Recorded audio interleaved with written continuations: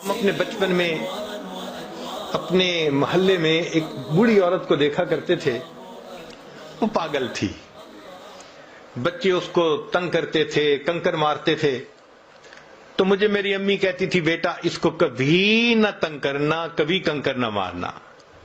تو میں ہمیشہ کھڑے ہو کے، چھوٹا بچہ تھا، اس کو دیکھا کرتا تھا کہ یہ کیوں ایسے پاگل سی ہے، دیوانی سی ہے۔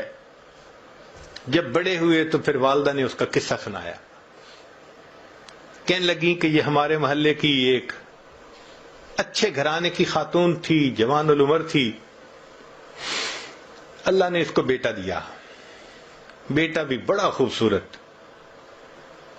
گھر کے کام میں لگی ہوئی تھی۔ اب بچہ اپنی ماں سے بہت اٹیچڈ تھا، کچھ بچے ہوتے ہیں نا، گود کا چسکا ہوتا ہے کہ ہر وقت ماں ہی گود میں اٹھائے رکھے، وہ بھی اسی قسم کا بچہ تھا۔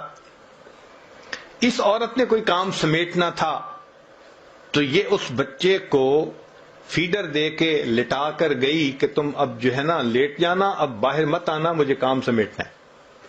اور بچہ فیڈر پہ کے پھر باہر، وہ تو معصوم بچہ تھا، چھوٹا تھا۔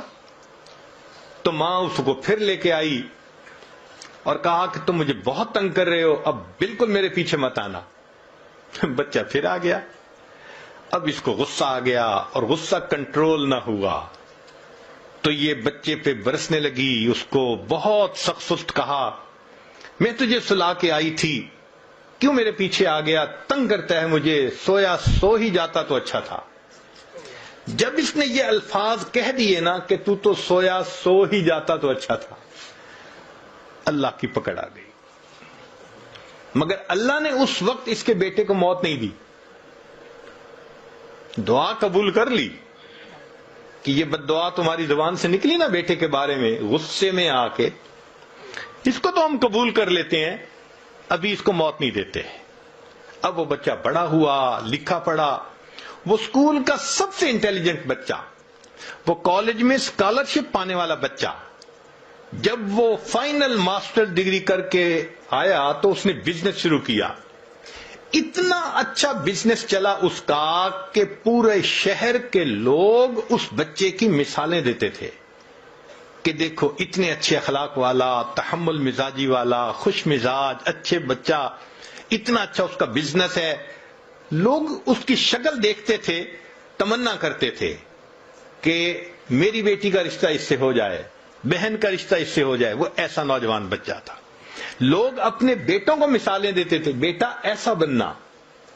لو جی، بالکل جب جوانی کا وقت تھا، اب ماں نے اس کے لیے اپنے ہی رشتہ داروں میں کوئی بہت خوبصورت بچی حور پری ڈھونڈی۔ پھر اس کے لیے بڑی تیاریاں، پیسے کی کمی نہیں تھی۔ جب سب چیزوں کی تیاری ہو گئی اور شادی میں ابھی صرف 3 دن تھے، اللہ کی شان کہ بچہ اپنے ہی گھر میں چل رہا تھا، فرش دھویا تھا اور ابھی گیلا تھا، پاؤں جو پھسلا، یہ نوجوان سر کے بل گرا اور اس کی موت آ گئی۔ اللہ نے پھل کو پکنے دیا، جب پھل پک کے تیار ہو گیا تب اللہ نے پھل کاٹا۔ اب تجھے سمجھ لگے گی کہ تو نے میری کس نعمت کی ناقدری کی تھی۔ ماں کے ذہن پہ اتنا صدمہ اس کی موت کا ہوا کہ وہ ذہنی توازن کھو بیٹھی، وہ گلیوں کے اندر بس تن کے چنا کرتی تھی۔ تو کبھی نقد صدا ملتی ہے، نکیر، اور کبھی اس میں تاخیر ہو جاتی ہے۔ آج بہنیں چھوٹی چھوٹی بات پہ بھائیوں کو بد دعائیں دے دیتی ہیں اور پھر بڑے ہو کے انہی کے لیے پھر بیٹھی رو رہی ہوتی ہیں، حضرت میرے بھائی کے لیے دعا کریں وہ نیک بن جائے، میرے بھائی کے لیے دعا کریں اس کی شادی کی زندگی میں مشکلات ہیں۔